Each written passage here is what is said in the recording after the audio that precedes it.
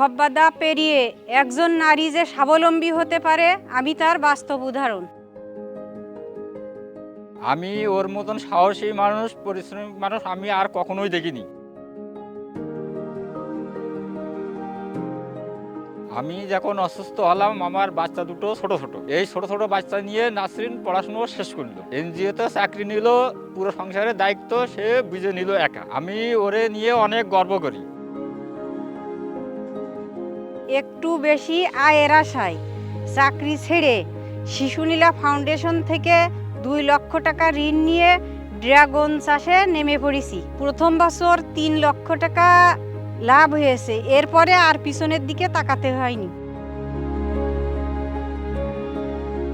আমি আধুনিক পদ্ধতিতে জমি চাষ করলাম এবং বালাইনাশকও দিতে থাকলাম। এর ফলে পরবর্তী বছর সব খরচ বাদ দিয়ে আমার লাভ হইল 9 লক্ষ টাকা।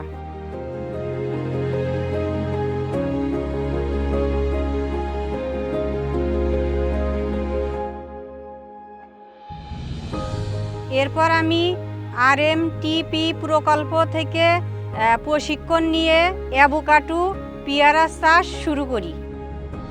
আমার সাথে আরও 3 জন কাজ করে, তাদের আয়ও বেড়েছে।